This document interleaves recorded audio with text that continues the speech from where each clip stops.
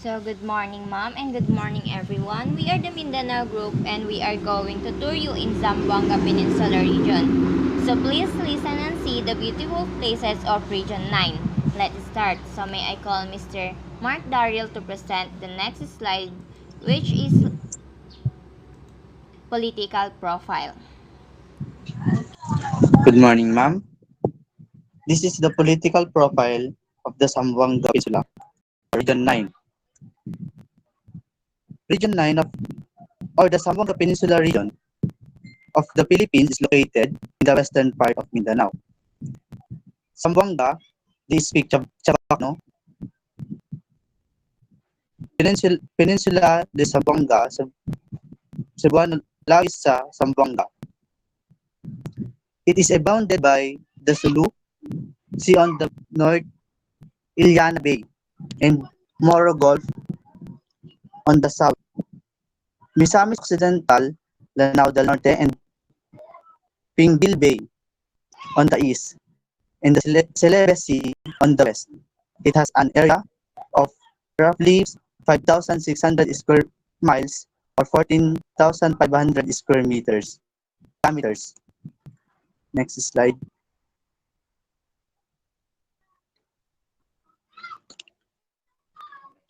As you can see, this is the map of the Zamboanga Peninsula. The region consists of three provinces, namely Zamboanga del Norte, Zamboanga del Sur, and Zamboanga Sibugay, including four cities, Bitan, Dipolog, Isabela, and Pagadian, and the highly urbanized Zamboanga city. The people of Zamboanga speaks Chabacano, as I mentioned earlier, and a local dialect composed of 8%, 80% rather, Spanish words, and the remaining 20% a mixture of other local dialects such as Visayan, Ilonggo, Subanon, Yakan, and Tausog.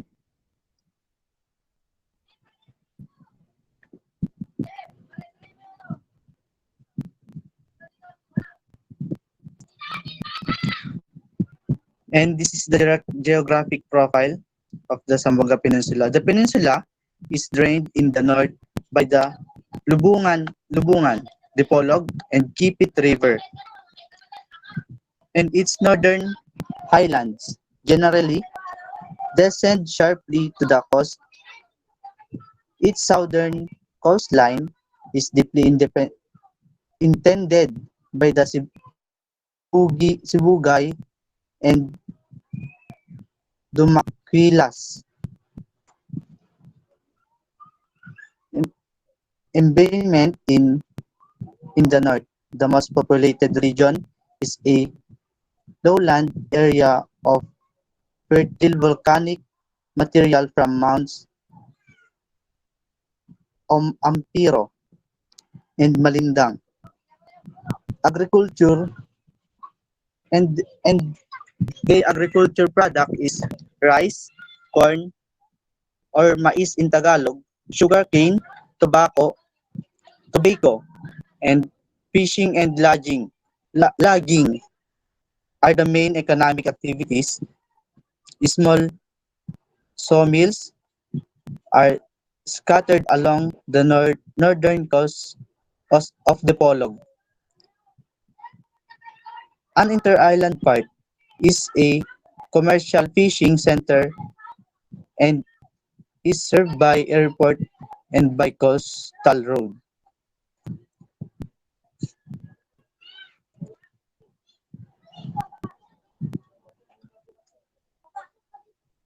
And people of the Region 9, Zamboanga Peninsula, the population of Region 9, the Zamboanga Peninsula,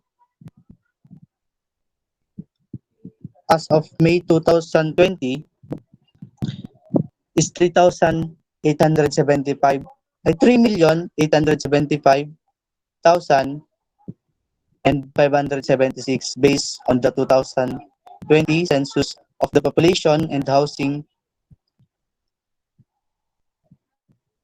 This accounts for about 3.55% of the Philippine population in the 2022.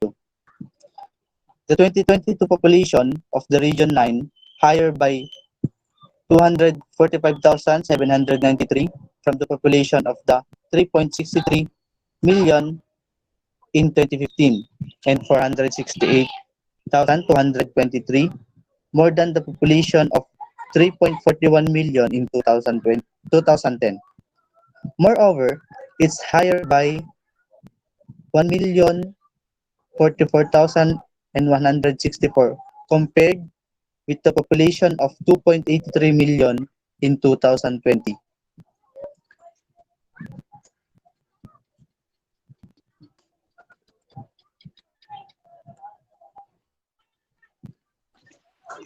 So how to get there in Zamboanga Peninsula? So there are three ways to get there in Zamboanga Peninsula: by plane, by boat, and by land. So by plane, there are flights to Zamboanga City from Manila, Davao, Cebu, and Ilo via Cebu Pacific Airlines. So Manila to Zamboanga, 3 hours and 42 minutes. It will cost 1,130 to 11,050 pesos. So by boat, so how to get there in Zamboanga Peninsula? So there are three ways to get there in Zamboanga Peninsula: by plane, by boat, and by land. So by plane, there are flights to Zamboanga City from Manila, Davao, Cebu, and Ilo via Cebu Pacific Airlines. So Manila to Zamboanga, 3 hours and 42 minutes. It will cost 1,130 to 11,050 pesos. So by boat, ferries also to Zamboanga City from Manila, Cebu, and Davao are also available twice a week. There is also a ferry and to and fro Sandakan, Malaysia. So Manila to Zamboanga, 45 hours and 30 minutes. It will cost 2,300 to 9,000 pesos. So by land, there are daily buses to and from Zamboanga City from Misamis Occidental, and Dapitan, Zamboanga del Norte. So Manila to Zamboanga, 2 days and 11 hours. It will cost 2,768 pesos to 4,002 pesos. So the best way to get from Manila to Zamboanga without a car is to car ferry, which takes 45 hours and 30 minutes and costs 2,300 to 9,000. How long does it take to get from Manila to Zamboanga? It takes approximately 3 hours and 43 minutes to get from Manila to Zamboanga, including transfers. Next.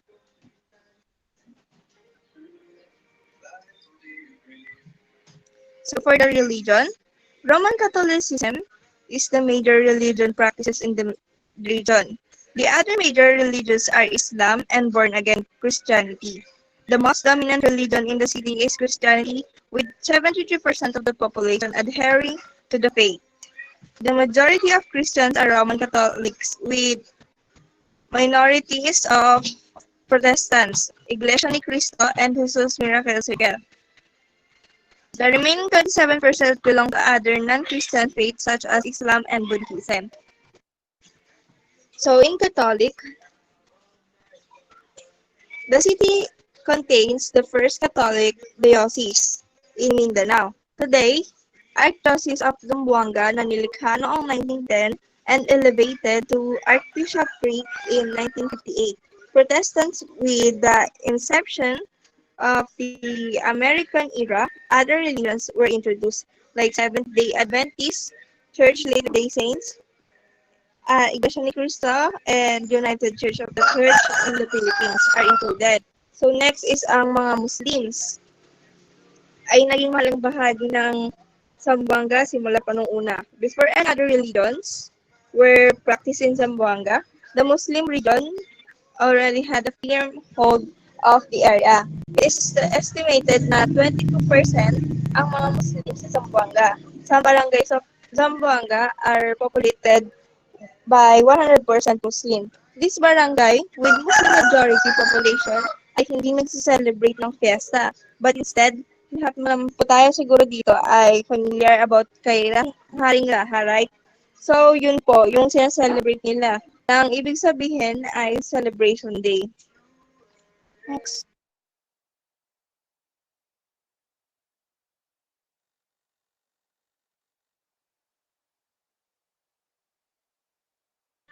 For the education, Region 9 provides broad-based and comprehensive educational services to support children, families, member, school district, and communities.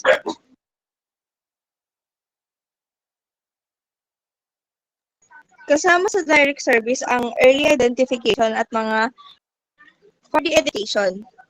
Region 9 provides broad-based and comprehensive educational services to support children, families, member, school district, and communities.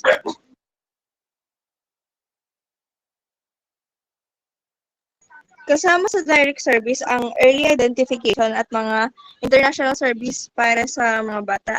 Suporta para sa mga preschool and school age students na may special na pangangailangan. Suporta para sa mga mag-aaral na lumipat sa post-secondary setting at technical assistance for member district in the area of regulatory compliance. Paghahatid ng serbisyo, program implementation at personal growth. May I call Mr. Daryl next.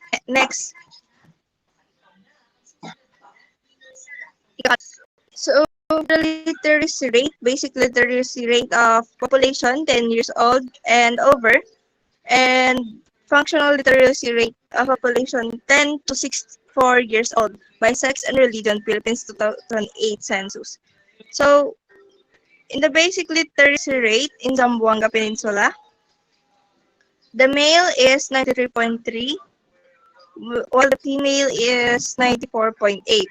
The functional literacy rate of Zamboanga Peninsula is for the male 77.6, and for the female there is 81.5. May I call Mr. Daryl IS?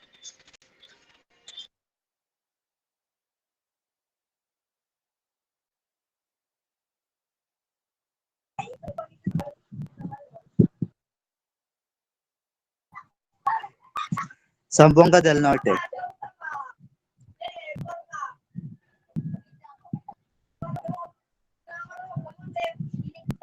As the twin city of province, Zamboanga del Norte has been made famous by the beauty and charm of the Orchid City, of the Polog, and the historical rustic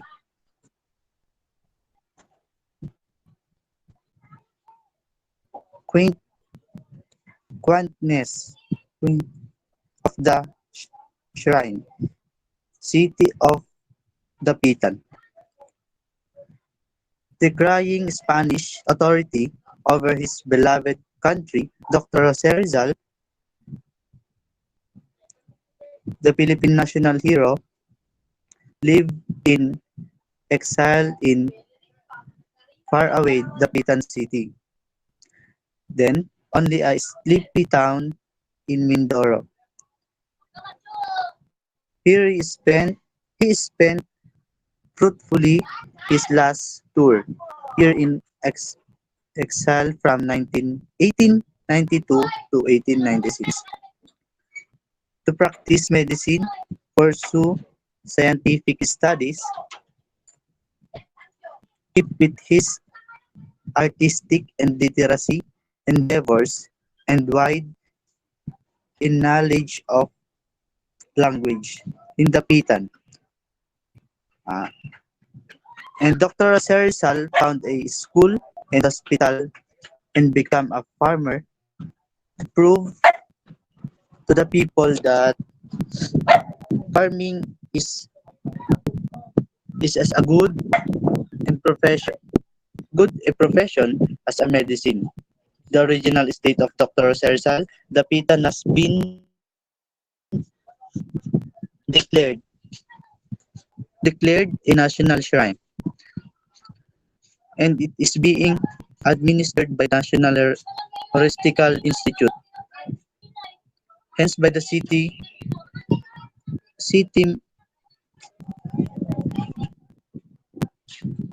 moniker Shrine City of the Philippines by the year 2020. 20, the Pitan is poised to become the Dr. Sersal place associated with the country's beloved. Here, Zamboanga del Norte today is equally famous, known for its beautiful shape, cove, and powdery white sand, and as a diving mecca in Mindoro, pristine blue waters, excellent dive sites with an abundance of coral reef, and a magnificent sunset horizon characterize this tropical Eden. Dakak Park and Beach Resort boasts 15 hectares of wooded land, a natural reservoir for native plants and animal, and a 750 meters private white sand beach. Ah, sa Zamboanga del Norte, dito na namalagi si Dr. Sarsal. Dito niya rin kinuha yung mga pinurso niyang courses and mga like yung pag-aaral niya ng medicine, and dito rin siya nagkurso ng pagiging farmer na isinusulong niya noon sa atin na mabuting trabaho ito, magandang trabaho. And Zamboanga del Norte is known as the beautiful white sands, resorts, and beach diving sites and coral reef na dito rin madalas na nag-shoot yung mga pag may pelikula, yan, dito sila nag-shoot kasi magaganda yung mga coral reef dito. Next.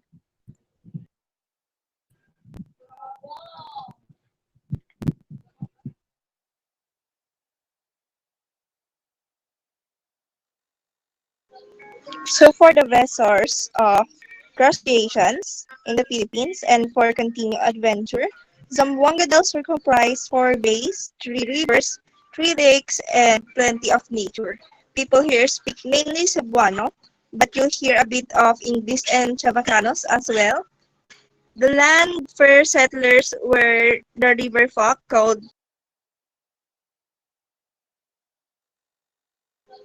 So for the vessels of crustaceans in the Philippines and for continued adventure, Zamboanga del Sur comprise 4 bays, 3 rivers, 3 lakes, and plenty of nature. People here speak mainly Cebuano, but you'll hear a bit of English and Chavacanos as well. The land first settlers were the river folk called Subanons and Subanens. For our new food trip, try eating one of the local tausag favorites, Tiilong Itum. It's a ginger and turmeric infused black soup served hot and spicy. It's made from beef or chicken and gets its dark color from the burnt coconut meat. Satay is another delicacy, small strips and salted meat on a stick. So don't miss the Magayan Festival in September, a week-long gathering celebration, unity and diversity, and good harvest. Here you can enjoy unique culture dances from each ethnic group, learn about their traditional costumes, or buy showcase arts and crafts. May I call Mr. Kayo?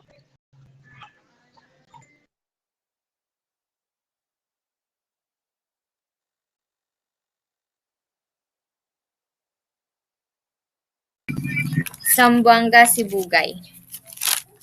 Zamboanga, Sibugay is a province in the Philippines located in Zamboanga Peninsula region in Mindanao. Zamboanga, Sibugay is the 79th province of the Philippines. It is a Region 9 and its capital is Ipil. It is known as the rubber capital of the Philippines. So this divided into 16 municipalities. 18 and there are 18 outlying islands surrounding the mainland of Zamboanga, Sibugay, which are under the jurisdiction of the province. So the following is a list festival celebrated in Zamboanga, Sibugay throughout the year is Sibug Sibug Festival. It is celebrated during every February 26. So, saan ba matatagpuan itong Zamboanga, Sibugay? Zamboanga, Sibugay is located on the south central section of Zamboanga Peninsula in western Mindanao. Um, and they are famous on natural attractions, white sand, beaches, caves, and waterfalls, and the Beach. So, and what does Zamboanga mean? Zamboanga is a Hispanicized term of the word Zamboangan, a Sinama term of mooring place. And the climate here is considered tropical. It is similar to most provinces of the Philippines. So next one is climate here is considered tropical. It is similar to most provinces of the Philippines. Next one is cuisine and delicacies. So, cuisine and delicacies. Being the third largest city in the Philippines, Zamboanga is a whole new world of food that you should explore. Ang peninsula ay masagana sa marine life. Their vibrant selection of food comes with creative ways to serve viands fresh from the sea. Gumagamit sila ng mga natatanging sangkap at pampalasa that make them stand out from the other cuisines. Here are some of the best dishes of Zamboanga. The first one is more cuisine o letal. So this dish is from Zamboanga del Sur and it is said by Miss Razel earlier. So lital is a platter with servings of tausug, native delicacies. Yung nasa gitna ay tinatawag na tiula itom. Itong nasa gitna. A beef and goat stew with a rich black broth made from roasted coconut. So itong mga nakapaligid dito ay beef piyasak, beef kulma, chicken piyangan, chicken kialia kapaya, calamares, and fried fish. Moro cuisine o lital served mostly during special occasions. Itong moro cuisine o lital is good for 4 to 6 person. Where to eat? Bay Maltal, Van George Building, Don Toribio Street, Tetuan. So the next one is Oko Oko. Oko Oko is a dish that is sure to catch your eye. This delicacy is cooked with sea urchin stuffed with rice that has been sauteed and flavored.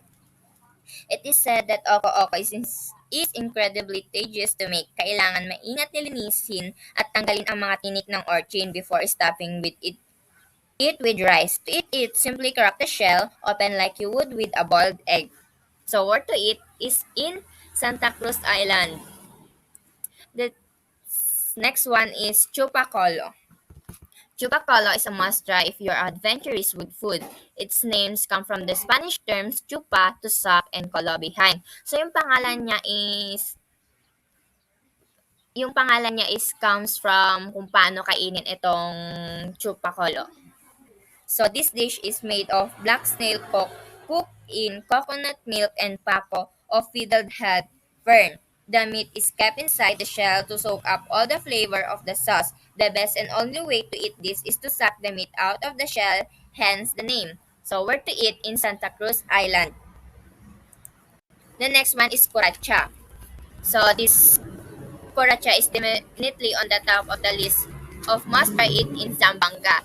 The Chapacano name is derived from the phrase cockroach of the sea. This crustacean is abundant in waters of Zamboanga. It's like a giant sea.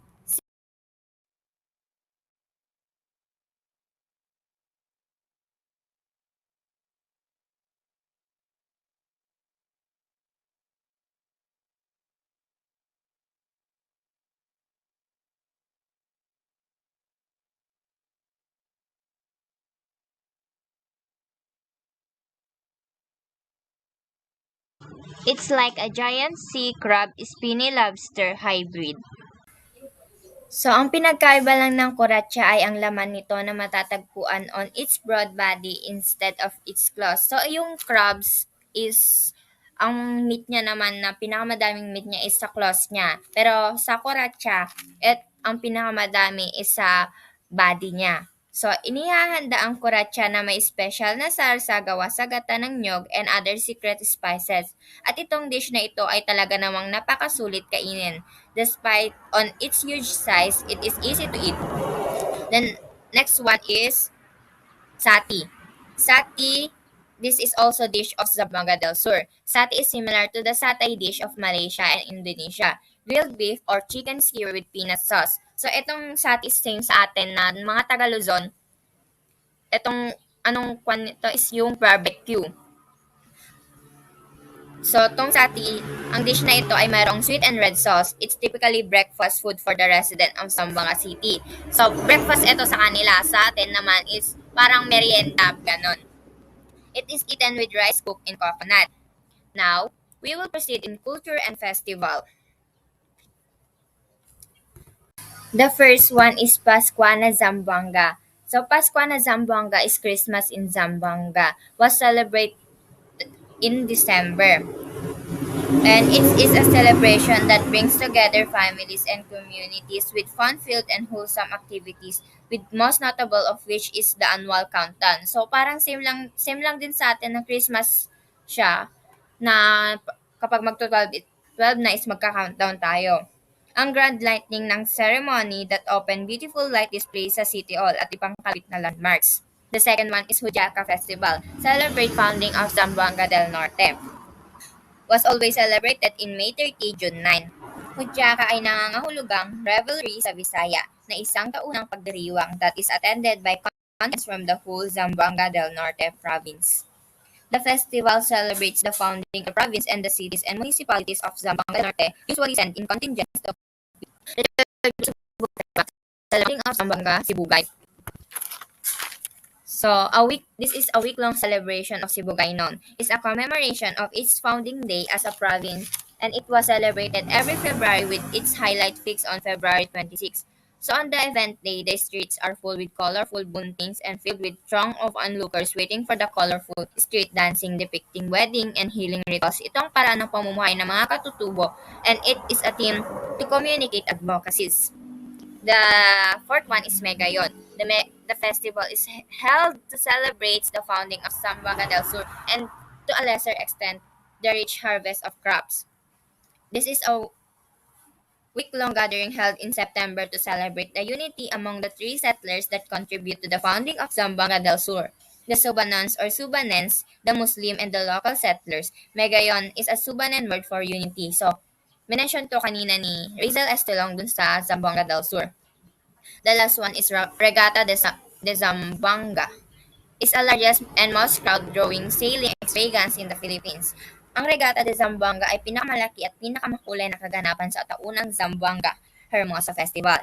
So it is celebrated by native Zamboangueños in honor of their patron saint, de la Virgen Nuestra Señora del Pilar de Zaragoza. Ang festival ay sinasagawa sa buong buwan ng Oktubre. The festival takes place during the first 12 days of the month, climaxing on October 12, which is the feast day of the revered patrona.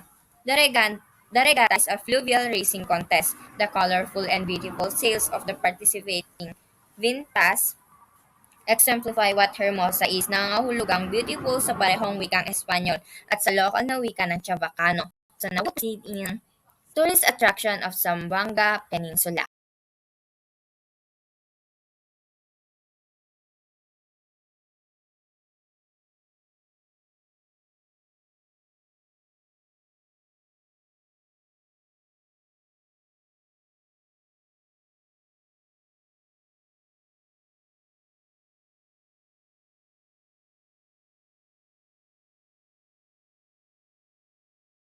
Let us proceed to the last part of the tourist attraction of Zamboanga Peninsula. The first one is Paseo del Mar. Many people telling that Paseo del Mar in Zamboanga City is one of the most beautiful parks in the Philippines. Here in Paseo del Mar, you can witness the most spectacular sunset in city at napakagandang view ng Santa Cruz At Basilan Island. Oh, wait lang. A view of City BC Port could also be seen from Paseo del Mar. There are several cement benches at the park and there is a long walkway along the shoreline. A breakwater here in Paseo del Mar. Nightlife is one of the most awaited moments kasi merong live bands, food stall, at colorful decorative lamps lighting up the park. At kapag plano mo namang spend yung night or magstay ka dito, Lantac Hotel is one of the recommended for you. It is only about 50 feet to the west of Paseo del Mar. Next one is the Cathedral. This is a historical tourist spot in Zamboanga Peninsula, also called the Metropolitan Cathedral of the Immaculate Conception. It is considered to be the most modern cathedral in the entire country, only, only completed in 1999. The third one is Fort Pilar. This is an ex-historical tourist spot. A great example of the Spanish influence in Zamboanga City can be seen in the architecture of Fort Pilar. Built by the Spaniards in the 17th century, it is now a place where one can walk around and spend time chilling, or on Sunday as a place for mass. There are also a museum where one can learn about its history. So, next one is Merlock Falls. This is a popular destination in Zamboanga City. Visitors will enjoy exploring and going on swim. It's in this 25-meter wide and around to 10 meters high curtain of water. It is known for its amazing wall of rock formation, giving it a unique look compared to most waterfalls in the country.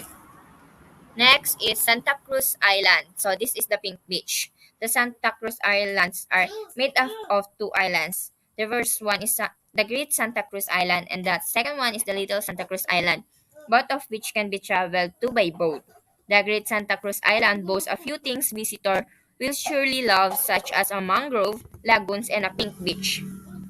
While the little one island is more of unspoiled bar in the middle of the ocean, which is still beautiful to spend a day just lounging around by the beach and swimming in the ocean.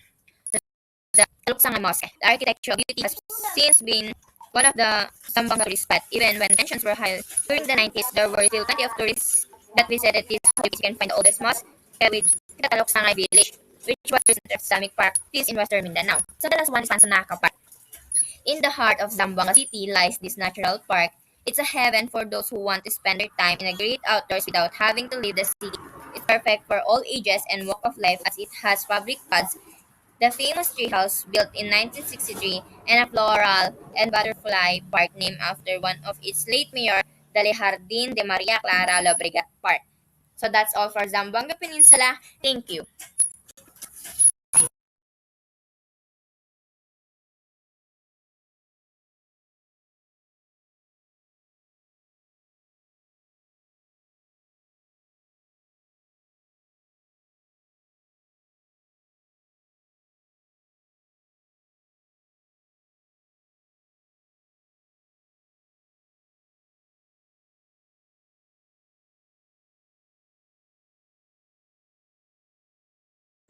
So, thank you for listening. We hope that may natutunan kayo sa aming lesson. Thank you!